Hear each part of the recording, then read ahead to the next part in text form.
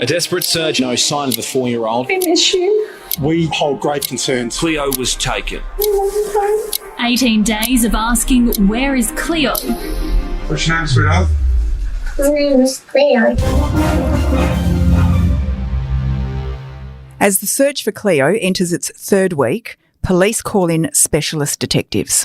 The investigation to find little Cleo Smith has taken a sinister turn tonight, with police searching the dark web for any sign of the missing 4-year-old.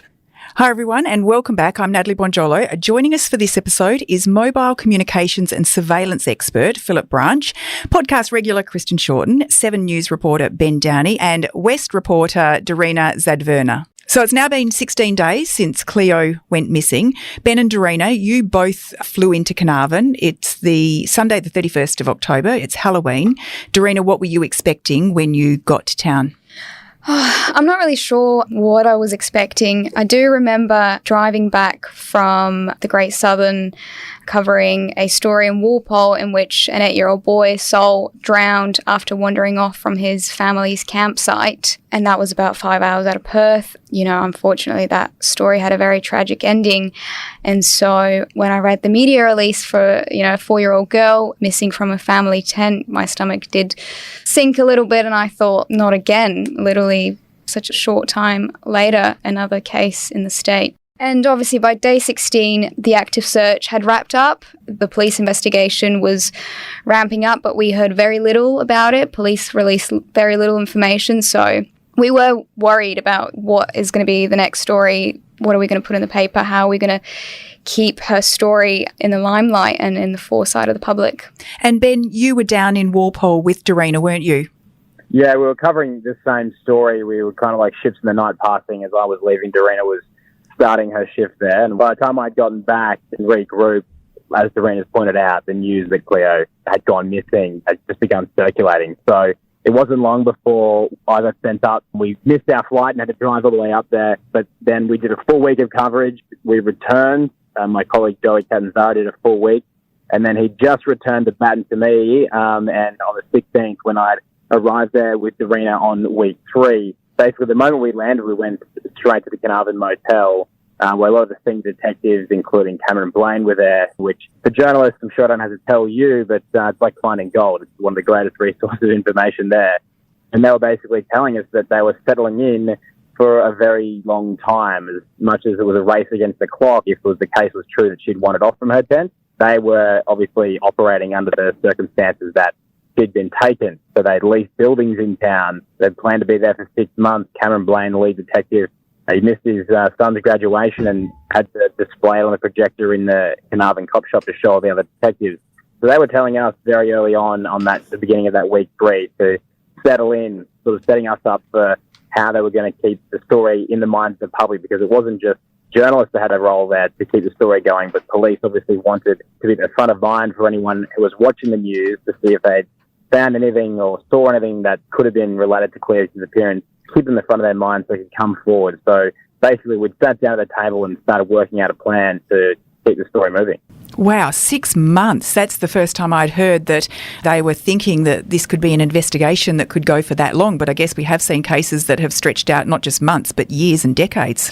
So Cam, the lead detective, I actually knew previously. I had covered a murder in Pemberton, in a regional town of WA.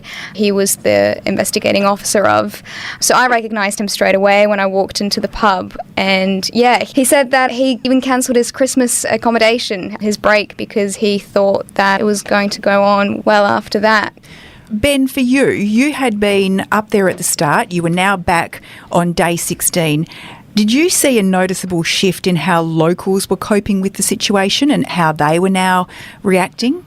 Yeah, so what had basically happened is by the time we landed, the message we got from locals was to take care of them. By this stage, Ellie and Jake had done 2 interviews with the media on camera, but sadly, as is always the case with these scenarios, the rumour mill was well and truly up and running. A lot of people were speculating, obviously, that they had somehow been involved, obviously incorrectly, we know now, in Cleo's disappearance. And certainly the statistics in a lot of these cases, family members often can be involved. So they were under a lot of stress, but it would seem like the local Carnarvon community was wanting to wrap them in cotton wool and do the best they can to make sure that their welfare was being looked after. The problem was now, though, that a lot of the community who had been involved in the SES response and volunteering to go and help, that effort had obviously begun to wind down. So it was more just the police that had flown in across the state. Task Force Rodeo was more than 100 detectives working on it that had been occupying every bar and every pub and every cafe in the morning, and you saw more police cars and detectives' vehicles throughout the town than any other. And we know that by this stage, there was a sense that the investigation had really started to stall. You mentioned that you were both thinking, how are we going to keep the story in the headlines? You bump into the cops that evening. Were they able to tell you anything that they were planning for the next days, or how much information would they give you? The following day, essentially, the task force, WA Police in general, was supposed to have a big meeting on that Monday to request more resources to launch another wide search at the Blowholes. So this was going to be TRG on motorbikes, choppers, the whole lot. And hopefully by Tuesday, Wednesday, those resources would be shipped up to Carnarvon, and that wide search was supposed to have happened on the Wednesday, or I think then on the Thursday of that week. It was being pushed back, sort of a logistical nightmare. They originally was meant to be the week prior, actually, when Joey was there, and then it got pushed back to the new week, and like Daryna said, eventually it was the Thursday that planned to get everyone up. Kristen, Ellie was clearly anguished at this stage, and she is still using her social media to beg for more information. Yeah, Nat, the posts just continued coming, but late on the night of Sunday, October 31, so as we've said, more than 2 harrowing weeks since Cleo vanished, Ellie posted her longest and probably most desperate plea yet. It was Halloween, and as we know, that celebration has been growing in popularity here in Australia, and it's pretty common now for families with little kids to go trick-or-treating and, partake in activities related to Halloween. So this holiday had obviously triggered some fresh pain for Ellie and reinforced that, her daughter was missing, and she really should have been with them, enjoying this occasion and out trick-or-treating with relatives as they would normally do. So that night, Ellie posted that her family missed the 4-year-old more than ever. I'll read the whole post for you. Every day is getting harder without my shining bright light. Today she's missed Halloween with her family, her cousins, aunties, uncles, nanas and pop, but most of all, her parents and baby sister. She needs us and we need her. She is loved, she is happy, she loves dressing up, whether it be a princess or a doctor. I just want her to come home. I need my baby girl home. Please, I beg you. If you have anyone acting suspicious, please call. If you've seen her, please call. If you have any important information, call. And then the Crime Stoppers number. So Driftwood Beauty Lounge in Carnarvon, where Ellie works as an eyebrow and lash technician, they also put up a post asking for people to be vigilant. Be a hero for Cleo, it said. Let's bring this precious girl home. That post just takes your breath away, doesn't it? It's gets a lump in your throat. And I know Commissioner Dawson, he was echoing those sentiments when he addressed the media the next day. Every day that goes past is most difficult for Cleo's parents and loved ones. Obviously, we share their concern. We'll continue to walk with them. So on day 17, Deputy Police Commissioner Cole Blanche tells us that the Police Air Wing is going to send up more drones. We really need to make a good quality mapping of that area to make sure that we cover every inch. Ben, we know that the campsite and that area is an absolute labyrinth. What's your understanding of what they're angling at now? Yeah, so at this stage, this has been searched already by SES 3 times. They'd used forces and the Mounted Division to go and get a different angle at it as well, and they were actually investigating and contacting the AFP at this point to see if they could access any satellite images that had been taken on the night she was taken, and around days prior and after. They were certainly trying to gain access to them yet, because of the nature of this scrubland, there's no real landmarks. It's just dunes, scrub, and there's a big lighthouse, but apart from that, it's really unintelligible from one part to the next. So by creating the drone and satellite map, it would give them a much better guide of where they were searching and enable them to cross off certain areas rather than the sort of pen and pencil map that they were operating on before. But it also shows you that they, at this stage, really had no lead. What we have to remember is, day 17, they still had no suspect. They have no leads. There's no one they're willing to name at least. And they are pulling out these even more contrived sort of methods to search for her, because so far, like going through rubbish, like going through the dark web and trying to run her name, because nothing so far had turned up any results. So it was just the latest angle they were trying to approach this from, to try and get something, because they really were at this stage, had nothing in their hands to work with. Yeah, I find the rubbish situation really interesting, and I just want to play some of your report from that night. And what could have been missed by cameras might have been left on litter. Forensics doing the dirty work, going through 50 cubic metres of collected garbage from Geraldton to Manila. So we're talking a massive stretch there. I mean, that's, more than 600 kilometres. What more do you find out about this rubbish? What have they got and what are they sifting through?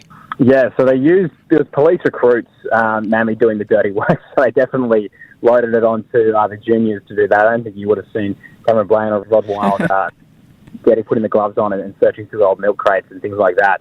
But it didn't end up turning up anything or nothing of substance. It was basically cigarette butts, things out of regular roadside bins and anything at all that had been discarded. They put it into really what looked like an assembly line or a factory floor if you looked at the images. And they just had people in hazmat suits with gloves on and everything looking through it, trying to find anything, a trace, anything that could have been discarded, or items that they thought may have been used by a camper who might have been at that Blowholes campsite and it might have been discarded. You know, you can think of something maybe like water campers usually have air guards, or they might have fire starters. Things like that, they were obviously sort of high priority items for people searching, but it was another case where they put all this effort in but hadn't found anything yet. Yeah, it feels like they're clutching at straws. And Kristen, we've said before that people are not expecting a positive outcome at this stage. So one of the big companies offers free counselling. There's now a GoFundMe page accruing money. What do you know about that? Yeah, Nat, so many local Carnarvon businesses generously contributed to the search effort and the investigation that we can't rattle them all off here. But Rio Tinto was among them, offering free mental health support to Carnarvon residents who are struggling in the wake of Cleo's disappearance. Now, Cleo's stepdad, Jake, actually works for the mining giant, and they had made 2 on-site psychologists available to community members. In addition to that, they had also supported search teams by providing food, water, sun protection, and it's understood that they also offered one of its chartered flights from Perth to family members and emergency services personnel trying to get to Carnarvon in the early days. And like I said, there were other local businesses also offering help, including printing posters and stickers and T-shirts with details about Cleo to try to encourage people to come forward with information. And as we've seen, there have been a lot of missing person graphics and artwork done up with Cleo's information and the Crime Stoppers information and the reward money and everything shared on social media, which locals had also made to support the investigation. We know also with this GoFundMe page that it had a lot of money in it. How much money did it get to and where did it go from there?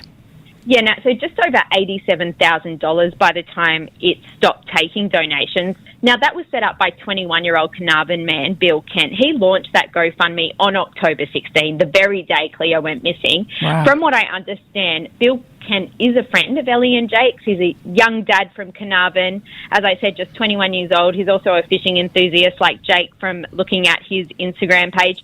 Now, he said that the fundraiser was set up to support the small businesses involved in the search for Cleo and support her parents. So on October 21, about 5 days after Cleo vanished, he posted an update to the page thanking everyone who had donated for their support. He also responded to questions at that point about how the money being raised would be spent or distributed. He said that the donated funds would cover costs for the assets or small businesses involved in the search, and that after those costs had been covered, the rest would go towards Ellie and Jake. Now, by November 1, the page had raised just over $87,000 before it stopped accepting donations. It was on November 1 that Mr. Kent announced that the page would no longer accept donations. He posted on the page, it said, "Hi guys, we'll no longer be taking any donations to the GoFundMe towards bringing Cleo home. This has been a request made by Ellie and Jake. Please, if you have any questions, just email me and I'll try to get back to you. Thank you all so much for your kindness and generosity, and fingers crossed for some good news soon. Thank you to everyone who's been supportive in these times. Bill." Now, it's unknown why Ellie and Jake had asked at the page stop accepting donations. Was it that they knew Cleo's return was imminent? Now, that seems unlikely because by all accounts, as been mentioned before, not even police knew that on November 1. So it seems more likely that the decision to cease donations, it could have been the result of the vicious trolling towards Ellie and Jake that we have talked about in previous episodes at length. Despite detectives clearing Ellie and Jake and Cleo's biological dad, Daniel Staines, down in Perth, of any wrongdoing, they were still the subject of horrific accusations and theories on social media. So I'm just speculating here, but perhaps that was part of what led them to that decision. Ben, police were saying to you that you were potentially looking at, they were settling in for the long haul. What were you thinking to yourself? Are you thinking, well, how long will we be here as journalists? You know, how long will we cover this story for? Yeah, definitely. I mean, it felt at the time like we'd certainly be there for at least maybe another month of rotating as we had, sort of 1 week on, 1 week off. But the difficulty is that it seemed like from our conversation that Daryna and I had with the lead detectives when we'd arrived there, that they hadn't actually had that conversation with Jake and Ellie. At that stage, they were saying it's probably likely that she's undergone serious harm and statistically or something worse had befallen her. But how do you bring that up with a family that's holding out hope that she's alive? And one of the best things that you can do to help find a child is make sure her parents don't give up hope. We spoke to criminologists in Scotland Yard on the Maddie McCann case, and they said one of the most crucial things that parents can do is not give up hope. So the detectives found themselves in a conundrum where they had been having to set themselves up for the long haul and then operate on that basis, but at the same time the conversations they're having with the parents, the most important people in this entire saga besides Cleo, that had to be communicating to them that, you know, a breakthrough could just be around the corner, all the while without really having any leads to go on. So if the journalists were thinking, having to scratch their heads a bit, I can only imagine what the police were doing at this stage, but thankfully they managed to pull off a good result. Yeah, and at the time we were also told that the family was still very much in denial. They were still very much in shock, even having had dozens of conversations with police. They still didn't want to accept that that was the reality, that they might not find her, she might not come home. And I can imagine it would have been a really difficult job. Obviously, we know that one of the officers, his sole job was being the family liaison officer. Yeah, I can imagine. And he was actually one of the 4 detectives that found her on the night. So he would have had a really tough role over those couple of weeks. And we also know that police were also pursuing another really awful line of inquiry, another thing they wouldn't necessarily want to have to be speaking to the parents about. Detectives from Task Force Rhodia have taken the investigation online, joining forces with the AFP to mine the depths of the dark web. So we know obviously the dark net is a hideous place and it requires specialists to infiltrate it. Ben, what more did you know about that particular part of the search at the time? Yeah, right. So what they've been doing is they obviously know these databases, these forums and hangouts where these people congregate, and they have obtained, well, they've used images of Cleo that obviously the family had freely given to help find her. And they've been trying to match them with any known predators in the area and any of those places online. I'm sure that the podcast would have covered the fact that there was quite a significant amount of sexual predators on the register around Carnarvon, but obviously that had turned up no results, and so they had to expand their search into the dark web. Thankfully, though, by the time we'd already learned that they were mining the dark web for information and trying to match Cleo, we'd also just been told a piece of information that had come back with no matches, which, is good in some senses, because if they had found a match, then heaven forbid what could have been going on. But also it meant that another avenue that very easily could have provided a tangible lead, one that they were still searching for, had actually come back with nothing. So it was good in some respects, poor enough.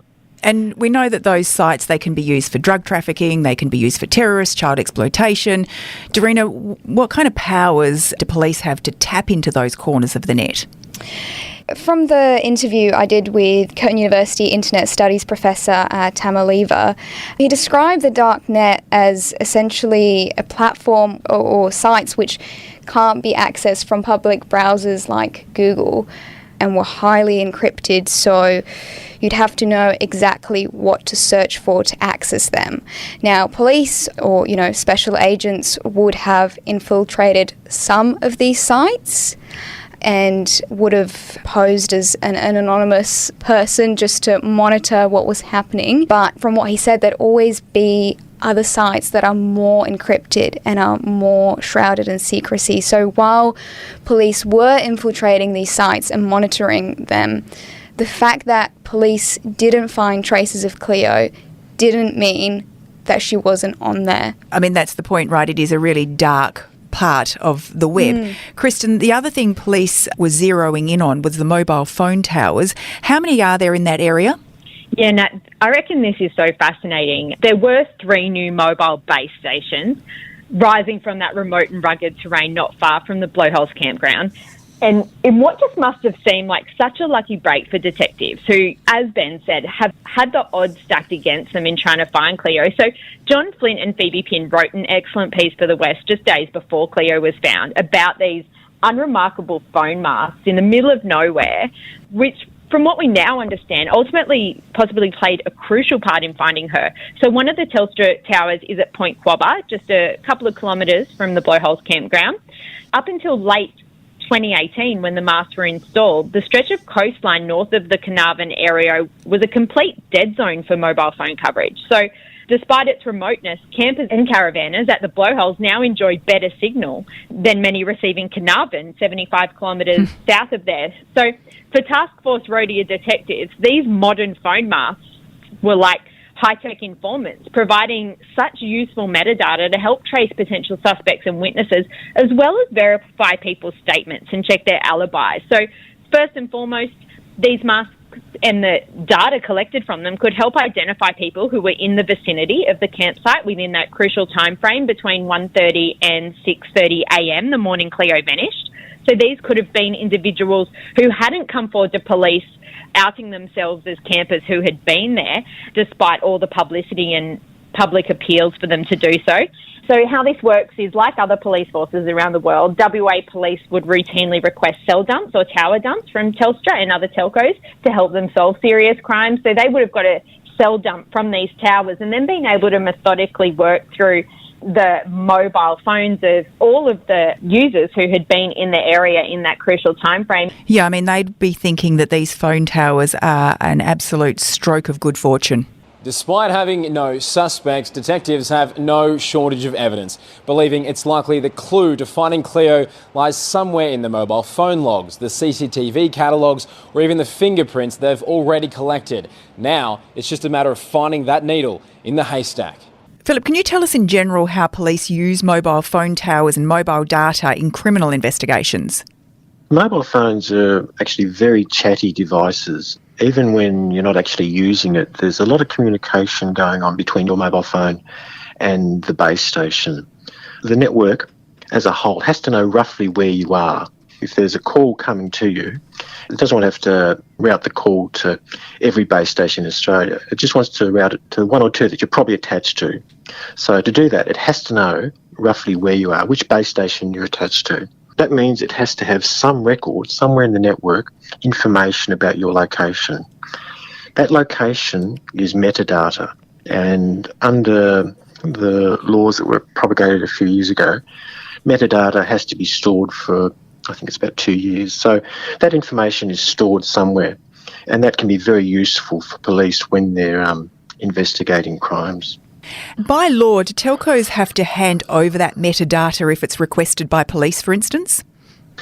Usually there has to be some sort of warrant. There's judicial oversight, although that has been weakened over the past few years. But the intention is that there is some sort of judicial oversight of it. Probably not as strong as it might be, but in general, they can't just go in there and demand. There has to be some sort of process for them to gain access to it. So long as your phone is switched on, the towers are collecting this information, and is it basically tracking a path? There's a lot of conversation going back and forth between you and the base station. And it keeps enough information so that it knows where to route messages to. Now, most base stations have some sort of directional antenna, so it knows roughly which direction relative to the base station you are as well. There's information about signal strength, and that can give you information about how far away you might be. The data that's collected for the functioning of your phone can provide a track of where you've gone. Yeah, if it's off, then the network only knows where you were at the time you switch it off. But if it's on, there's a lot of communication going on between it and the network, including location information. And this data that has been collected, which police might want access to, how intensive is it for them to trawl through that data? I imagine it must be very intensive. I've never had to do it myself, but it must be a lot of work because there's a lot of data. There's so many mobile phones, there's a lot of base stations. This was one of the problems with original proposals for the metadata collection, just the sheer volume of data that would be collected. So finding individual data or tracking individual data is not a trivial exercise, but it's not impossible either. But it's not something that could be done instantly. The evidence that police obtain from these phone masks, they can then also be combined and overlaid with other evidence such as CCTV, call data records and other information. So it can really be a critical tool in narrowing down the suspect pool in Cleo's abduction or any major crime. Ben, you've been there at the start. You're now there we're now talking day 18.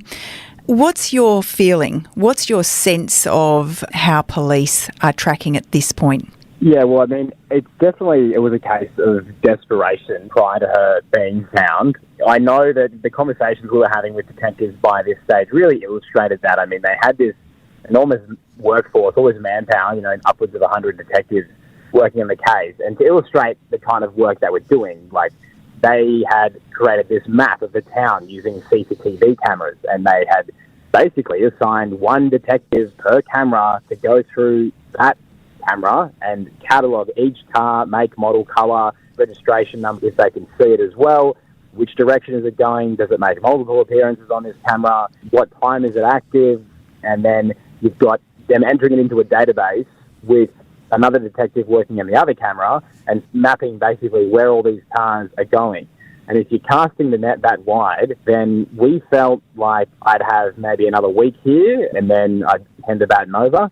And I was preparing to get very friendly with detectives because I was expecting to take them at their word. They weren't just being deliberately effusive about what they were doing. They were being completely open and with us basically saying that they had nothing. And so from our perspective, it was very much a case where we were going to be preparing for some very difficult conversations with the family and having to make sure our reporting was going to be reflecting and being extremely sensitive because we had to sort of walk the tightrope similar to how detectives were about saying how long they were here for and saying the kind of techniques they were using that obviously showed their level of desperation, but keeping in mind that it was obviously going to be negatively impacting the welfare of Jake and Ellie if they were watching these reports and seeing what lengths detectives were going to and how little results, at this stage at least, they were returning. Detective Blaine was great in that he said, at this point we're not thinking of why should we release this information, we're thinking why shouldn't we? So they wanted to keep the story in the limelight. And of course, from all that CCTV gathering, on that day it was also revealed that there were actually multiple routes between the Blowholes and the Carnarvon town site that could have been taken without being detected by a single camera. So that was worrying news to hear. It's now 18 days since she disappeared from her family's tent, but detectives say they're still not giving up hope of bringing her home. So as another day comes to an end, Cleo's family face another excruciating night. What nobody could have anticipated is what would happen next. A midnight rescue that would be celebrated not only in the town of Carnarvon, but around the world. I've got her. Hey, Bobby. Bring the camera in. Come here. I've got you, Bobby. What's your name? You're alright. What's your name? What's your name, sweetheart? My name is Cleo. Your name is You're all Cleo. right. Hello, Cleo. That extraordinary vision captured on police video, it still gives me goosebumps to hear it and to watch it. Daryna and Ben, you were there in town. You're going to join us for episode 8, as will Kristen, when we'll step through those events, massive celebrations and a man taken into custody. We hope you can join us then. For more information on this case, head to thewest.com.au/Cleo.